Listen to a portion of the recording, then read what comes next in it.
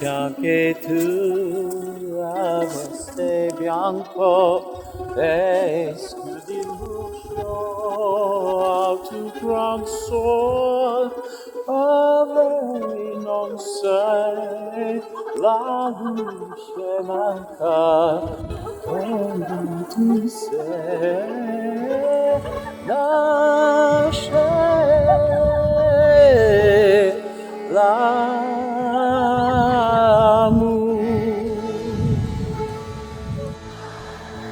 Wow, 10 years of singing through California sunrises on the back of an authentic Italian gondola. Never gets old. One little prayer changed all that though. God said, sell all your stocks and buy land. So I saddled up my truck and moved 8,000 feet above the sea level with a view. A most beautiful view indeed. Utah is the place and home to 5 wondrous national parks.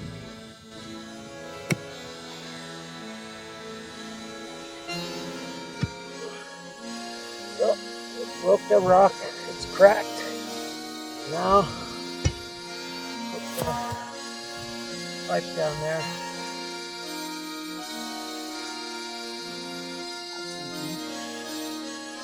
Cover it back up.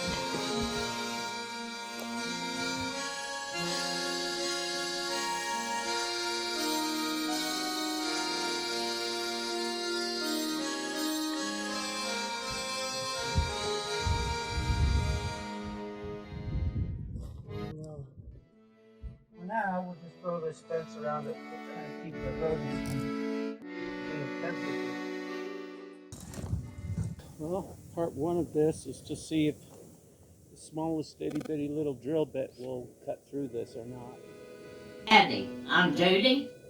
He uses his laptop for music and video production.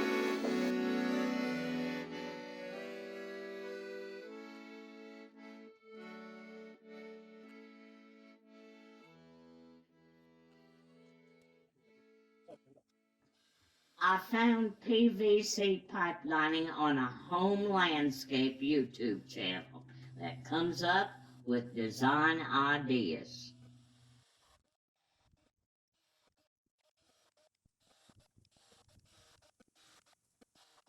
I repurpose used materials for many things. The brain and brawn of a pioneer man and woman takes useless items and turns them into creative new things. So we'll grab some of this mulch, and the mulch goes in there. Repurposing materials like these sewer pipes here. I make underground worm farms and throw compostable food into them. I'm excited to see how my PVC pipe irrigation project transforms my trees.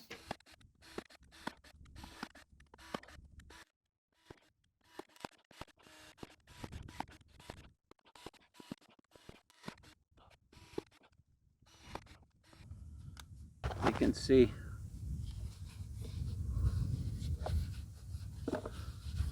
that'll allow quite a bit of water to drain, and even if it gets blocked a little bit, it will still work. We have everything we need all laid out here. The holes are on this side, the top is here. I'm gonna put this in the ground right near this so that the worms gather. And luckily, I barely had to do anything. Get this deeper in the ground. There, it's already down there. So now we can throw compost in there and then pour water in over it. So we have another little piece of PVC pipe which we are utilizing. This is for water. Off-grid living is a lifestyle that is not connected to the main power grid. This means that people who also live off-grid have to produce and store energy, usually through the solar power or gas-powered generators. Okay, that's enough. It's going to leak out pretty fast. But if I don't put enough and the dirt clogs up a hole, then it won't come out at all. So I think I'm going to go with this. While these can be a challenge, it also allows people to be more self-sufficient and independent.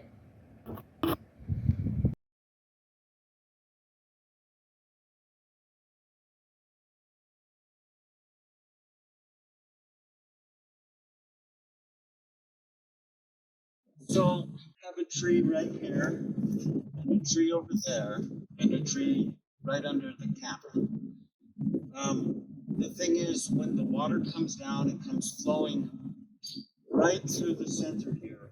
And I want to make a diamond-shaped or a tear-shaped pool here, a catch basin, about 5 feet deep. I have a woodpecker watching me. Right here. It's about to start pecking.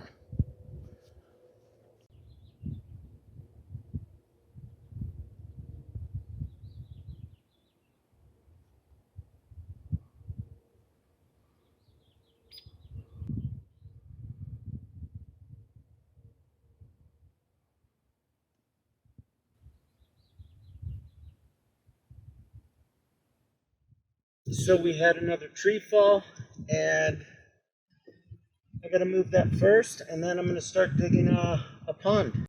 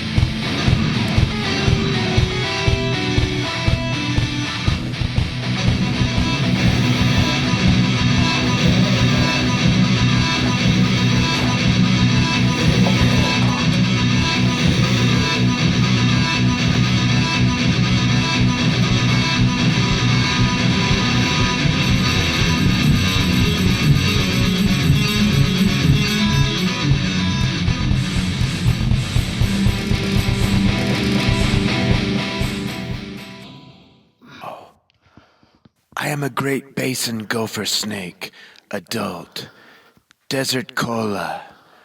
I'm about 4.5 feet long when I'm fully grown.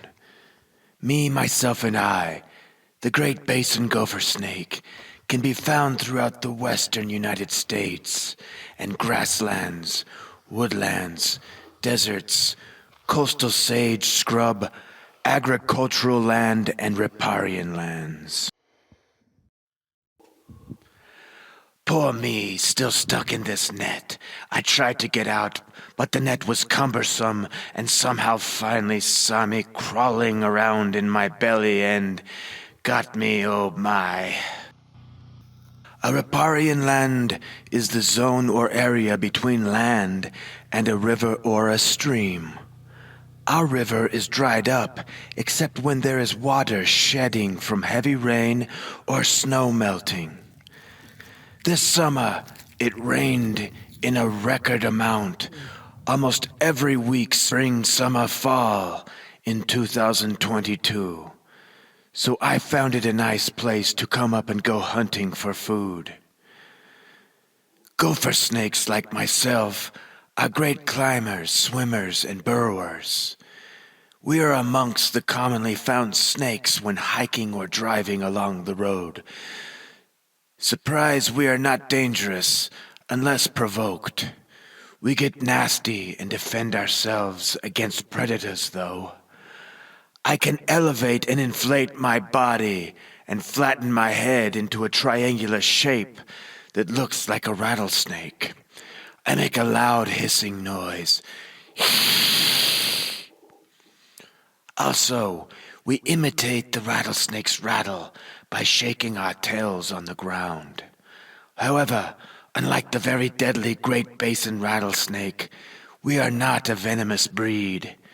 We are strictly non-venomous. We are carnivorous and prey upon a variety of organisms, like the little mice that I have in my belly. Other predators that consume Great Basin gopher snakes include birds of prey, coyotes, kit foxes, and sometimes king snakes. Many animals will prey on my eggs, and I can lay between 2 and 20 eggs in a clutch.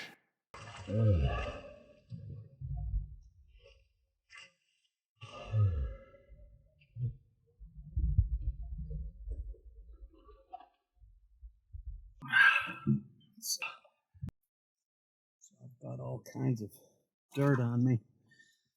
I've been working in the dirt and throwing tires in the gully. Oh my gosh. Oh, that feels good. Here's my soap. Oh.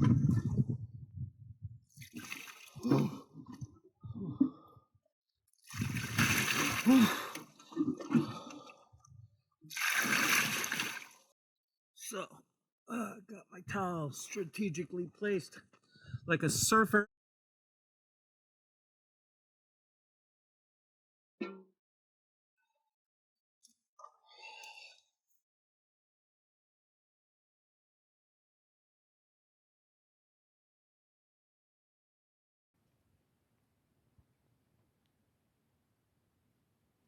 So we're going to throw a cover down there, and then we're going to begin to put tires in that hole.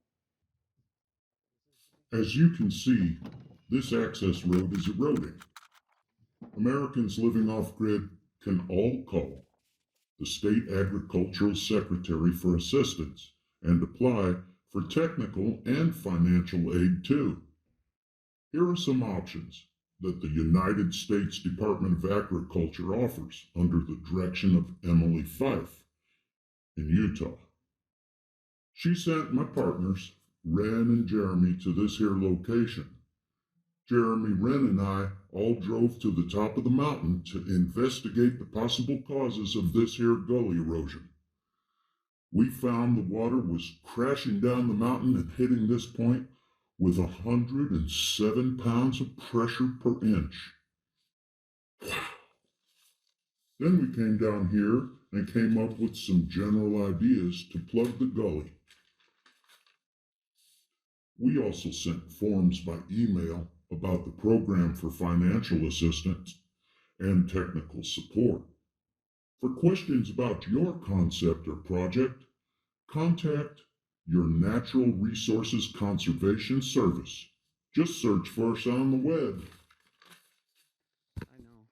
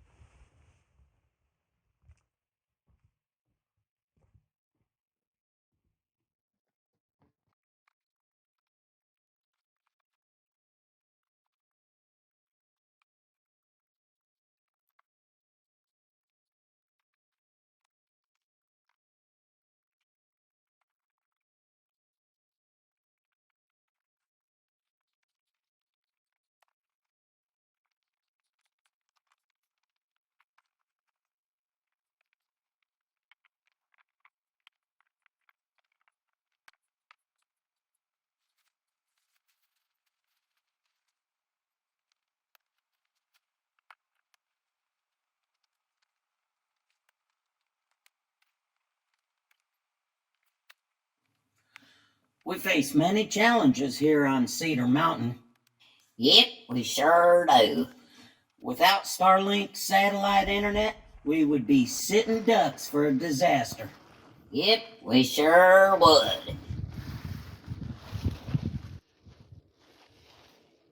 Onto these rings. The strong wind might take it. It's secured on more than one of these. We called the USDA NCRS, which would never have been possible without Elon.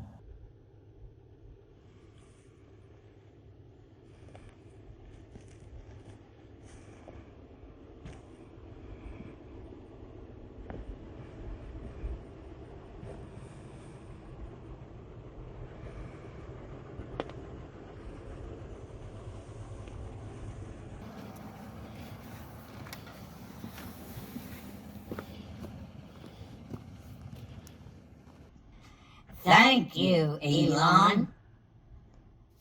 Well, as you can see, the tires were unable to resist the gully washer that came through here. The force of the water that hit this road was 107 ppi. And that's why the tires are buried beneath the silt down there. It would have taken a whole lot more dirt, a whole lot more tires. Much more tires, much more dirt.